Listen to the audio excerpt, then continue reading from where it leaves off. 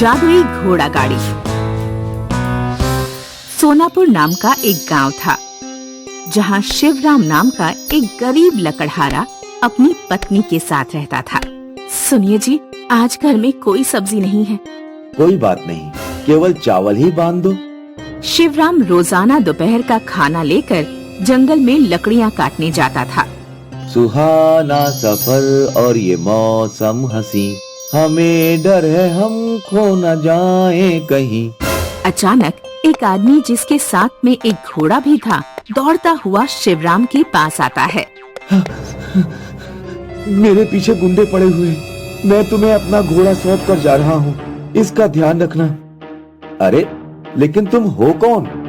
इससे पहले कि शिवराम उस आदमी से कुछ पूछ पाता, वह आदमी भाग गया। शिवराम ने घोड़े का घाव धोया और वह जो चावल अपने साथ लाया था उन्हें घोड़े को खिलाया।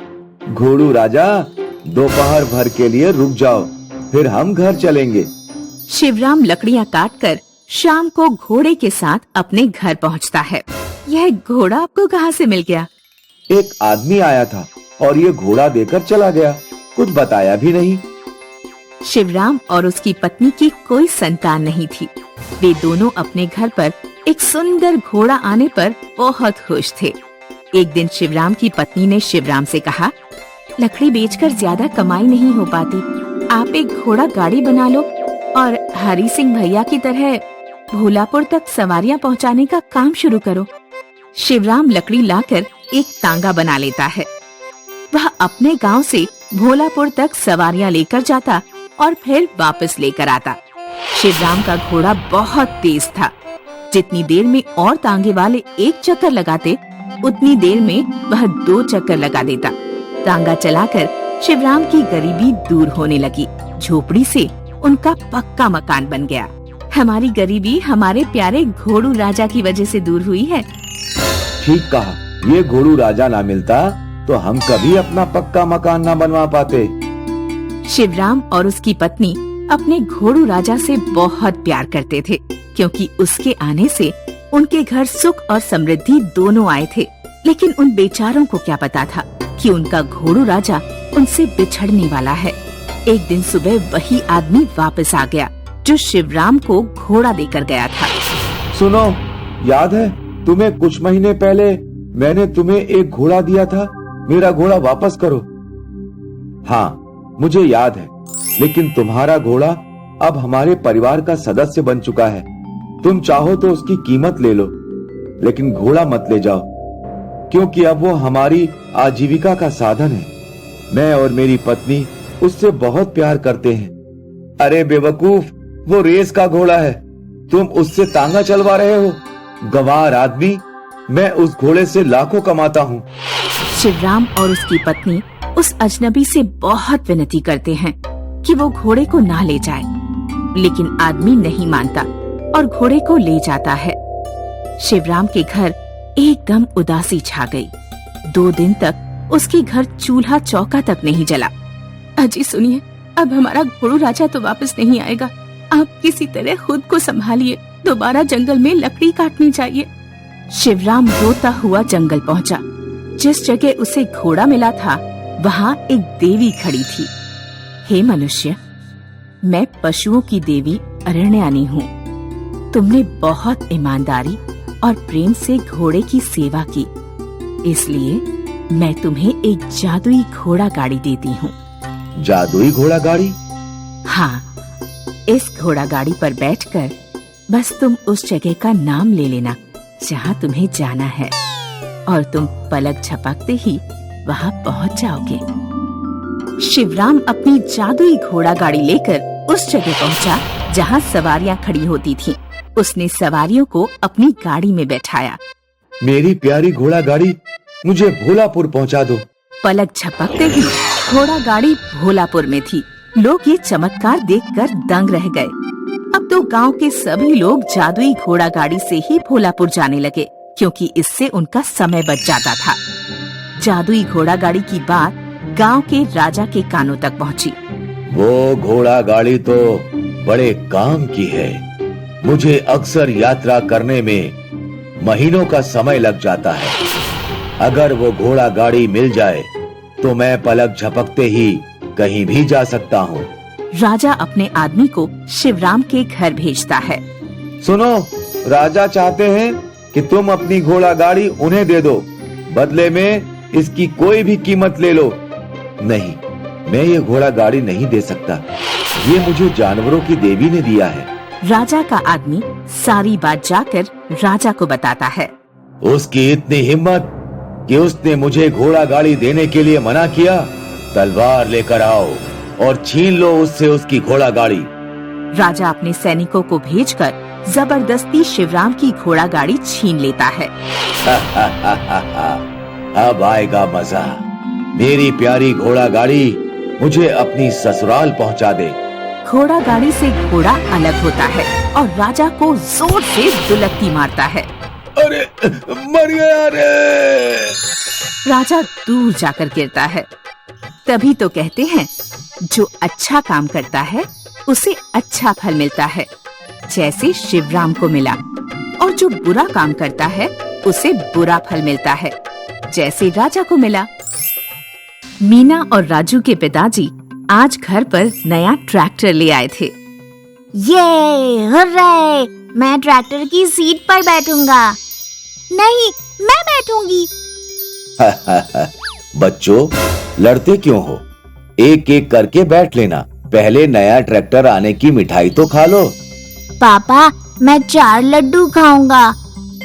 और मैं 6 लड्डू। दोनों डिब्बे से लड्डू ले लेते हैं। जरा मैं जुम्मन चाचा के घर मिठाई देकर आता हूँ। अरे अर्जुन सिंह, आओ आओ, किस चीज की मिठाई लेकर आए हो? चाचा, नया ट्रैक्टर खरीद ले आया हूँ, ये उसी की मिठाई है। बहुत खुशी की बात है बेटा, लगता है खूब तरक्की कर रहे हो। जुम्मन चाचा का व्यवहार ऊपर से अच्छा था, लेकिन अंदर ही अंदर वे लोगों से जला करते थे। जुम्मन चाचा अपनी पत्नी से, पूरे गांव में किसी के पास ट्रैक्टर नहीं, इसने कैसे ट्रैक्टर खरीद लिया? गांव में सबने गेहूं और चावल उगाए थे, लेकिन अर्जुन ने मक्का उगाई थी। मक्का इस बार खूब महंगी बिकी है। मैंने भी तो आपसे कहा था कि मक्का उगा लो, आप ही नहीं माने। जुम्मन गांव के आदमियों को अर्जुन के खिलाफ भड़काने लगा। भाइयों, हमारे साथ बहुत अन्याय हो रहा है। अर्जुन अपना खेत एक ही दिन में जोत लेता है और हमें हफ्तों तक मेहनत करनी पड़ती है। इसमें अन्याय की क्या बात है? उसके पास ट्रैक्टर है तो वो जल्दी जोत लेता है। कल को हमारे पास भी अगर ट्रैक्टर होगा तो हम भी अपना खेत जल्दी जोत लिया करेंगे। और फिर अर्जुन तो दूसरों के खेत जोतने के लिए तैयार है, बस उसे डीजल का खर्चा दे दो। राम सिंह, लगता है अर्जुन ने टोना टोटका कराकर तुम्हें अपने बस में कर लिया है। फसल के दाम तो कतई बढ़ नहीं रहे हैं। हम भविष्य में कहां से ट्रैक्टर खरीदेंगे? और फिर गांव में बराबरी होनी चाहिए कि नहीं? जब हम बैलों से हल जोत रहे हैं तो अर्जुन को भी बैलों से ही हल जोतना पड़ेगा। बोलो भाइयों, मैं सही कह रहा हूं या गलत? हाँ हाँ, आप बिल्कुल ठीक कह रहे हैं। हाँ हाँ, आप बिल्कुल ठीक कह रहे हैं। ये ठीक नहीं कह रहे हैं। तुम लोग बस जलन और हीन भावना का शिकार हो गए हो। राम सिंह वहां से चला जाता है। राम सिंह को जाने दो। मैंने अर्जुन का ट्रैक्टर गायब कराने की एक योजना बनाई है, ध्यान से सुनो। जुम्मन गांव के आदमियों को कुछ बताता है। एक दिन जुम्मन सुबह सुबह अर्जुन के घर पहुंचा। नमस्ते चाचा। नमस्ते चाचा। नमस्ते नमस्ते बच्चों, जीते रहो। कौन कौन सी क्लास में आ गए हो तुम लोग? मैं 9th क्लास में आ गई और मैं 8th क्लास में। बहुत अच्छी बात है। अरे चाचा, आज सुबह सुबह कैसे आना हुआ? लक्ष्मी, जरा चाय तो ले आओ। अरे नहीं, चाय रहने दो। मैं तो बस ये कहने आया था कि गांव के बहुत लोग हरिद्वार जाकर गंगा स्नान करना चाहते हैं। क्यों ना सभी लोग तुम्हारे ट्रैक्टर से जाएं? ट्रैक्टर के पीछे ट्रॉली जोड़ दी जाएगी और सभी लोग उसमें बैठकर चले जाएंगे। बहुत अच्छा विचार है चाचा। आप गांव वालों से कह दीजिए कि मैं तैयार हूँ। कितने दिनों बाद गंगा स्नान करने को मिलेगा। अर्जुन गांव वालों को ट्रॉली पर बैठाकर हरिद्वार पहुंचता है। अर्जुन गंगा स्नान करने में व्यस्त था तो जुम्मन ने चुपचाप कुछ चोरों को बुलाकर उन्हें ट्रैक्टर बेच दिया और फिर गंगा में आकर स्नान करने लगा। कुछ देर बाद जब अर्जुन वापस लौटा तो उसने देखा कि ट्रैक्टर गायब है। अरे ट्रैक्टर कहाँ चला गया?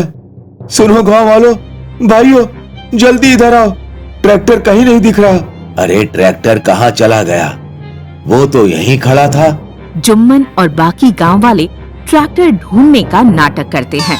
हे भगवान, ये क्या हो गया? इतना महंगा ट्रैक्टर शायद ही मैं दोबारा खरीद पाऊं।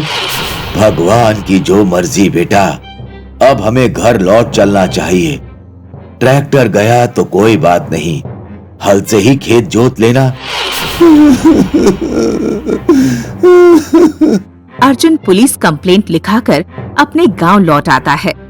वह रोज गांव से टेलीफोन करके ट्रैक्टर के बारे में पता करता, लेकिन ट्रैक्टर मिलने की कोई सूचना नहीं मिलती।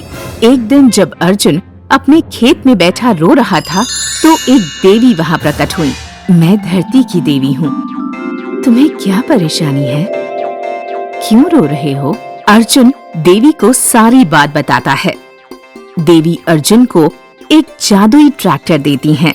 इस ट्रैक्टर में डीजल या कोई भी ईंधन डलवाने की जरूरत नहीं है, ये ऐसे ही हमेशा चलता रहेगा। ऐसा कहकर देवी गायब हो जाती हैं। अर्जुन जादुई ट्रैक्टर पाकर बहुत खुश होता है। उधर एक दिन घास काटने वाली मशीन से जुम्मन चाचा का एक हाथ कट गया। अब वे हल नहीं चला सकते थे, इसलिए घर पर पड़े थे। तुम लोगों ने उसका ट्रैक्टर गायब करवाया।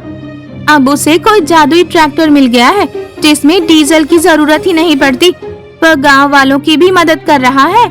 उसी समय अर्जुन जुम्मन चाचा के घर आता है। चाचा, आपका हाथ चला गया, लेकिन आपको कोई चिंता करने की जरूरत नहीं। मैं आपका खेत अपनी जादुई ट्रैक्टर से जोत दूंगा। अर्जुन का अच्छा व्यवहार देखकर जुम्मन को अपने ऊपर बहुत शर्म आती है। मुझे माफ कर देना अर्जुन, मैंने तुम्हारा पुराना ट्रैक्टर गायब करवाया था। मैं ईर्ष्या से भर उठा था। मैंने तुम्हारे साथ इतना बुरा किया, इसके बावजूद तुम मेरी मदद कर रहे हो। मुझे माफ कर देना। कोई बात नहीं चाचा, अब सब कुछ ठीक हो चुका है और फिर आपको भी अपनी गलती का एहसास है। इससे ज्यादा मुझे क्या चाहिए?